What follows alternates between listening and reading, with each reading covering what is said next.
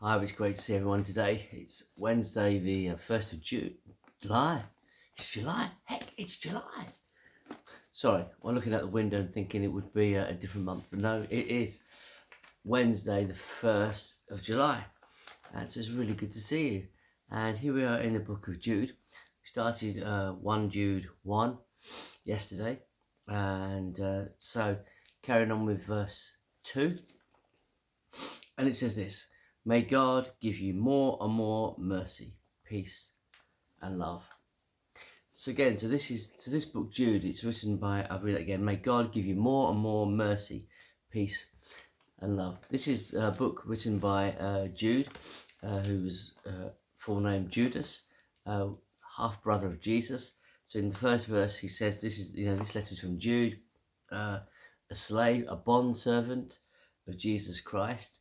So not just any slave, but a bondservant, one who willingly gives himself, willingly submits to his master, willingly gives himself and his life to his master, who just happens to be his half brother. So again, incredible humility there with him. And he's also the brother of James, who was the leader of the church in Jerusalem, writer of the letter, James.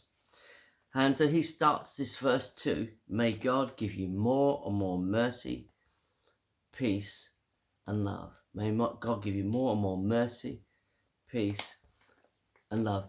And it says, in the New American Standard, it says, may mercy, peace, and love be multiplied in you. Be multiplied in you. And that is my prayer today, that mercy, peace, and love will be multiplied in you. In fact, not only will it be multiplied, what we might say today, that it might grow in you exponentially. Exponentially grow in you. These are three essential ingredients in the Christian life. Three very, very incredibly important ingredients in the Christian life. So may God give you more and more mercy. May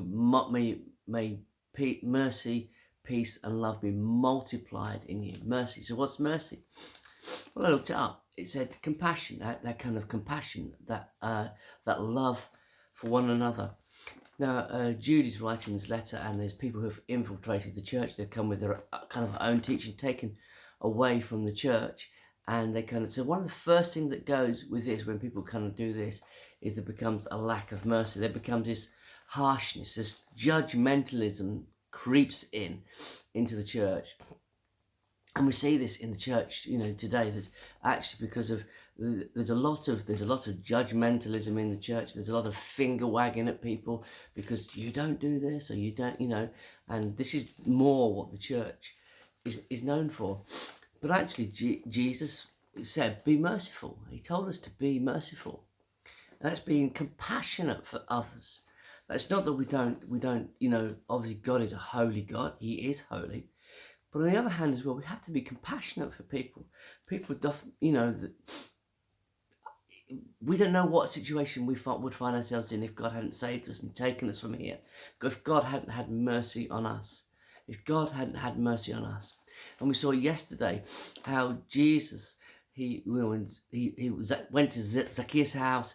He had mercy on Zacchaeus. And the religious people, they were saying, what are you doing going to his house? This guy, don't you know who he is?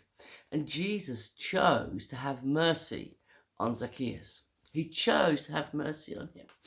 And then salvation, it says, salvation came to his house. It flowed out from Jesus having mercy. So having mercy is so important for us as believers. Having mercy. Why? Because salvation can flow from that. Because people see, because they don't receive the punishment or they don't receive the treatment that perhaps what they've done deserves. So have mercy. And then of course, if we have lack of mercy, then we can become unloving. And again, the word here is agape, which is that unconditional love. Now, one of the brilliant things about having this thing with lockdown and everything else is that we've seen an amazing people doing so many incredible, amazing things for one another. And I think that's probably more of a filial, like a brotherly love for one another. But there's this word here, agape, this unconditional love of God. That God sent his son from heaven. He sent his son from heaven to earth as a mission because he loves us with that agape love, and he gave his son for us. He sacrificed his son for us. His blood was shed so that we might have redemption, so that we might be saved, so that we might spend eternity with him. That unconditional love. So when mercy goes, that love can go as well. We can become unloving, unkind, and we can that love comes with strings attached, and that's not a good place to be. I'll love you if you love me. No, Jesus said, love your enemies. He said, love the Lord your God with all your heart, mind, and soul, and love your neighbor as yourself. Not if they conform, not if they behave. Love your neighbor as yourself.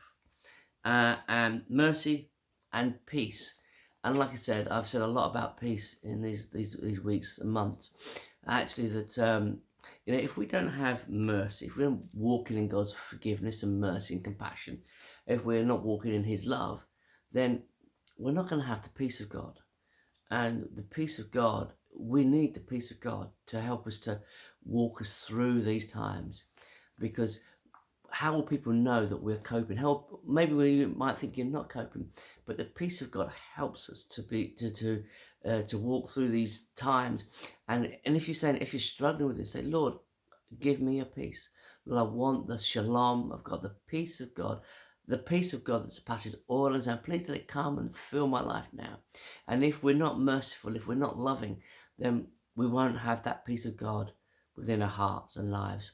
So today, may mercy and peace and love be multiplied in you. I pray, may it grow exponentially in your life today. In Jesus' name I pray. And I'll see you again tomorrow on Thursday. Have a great day. Take care. God bless.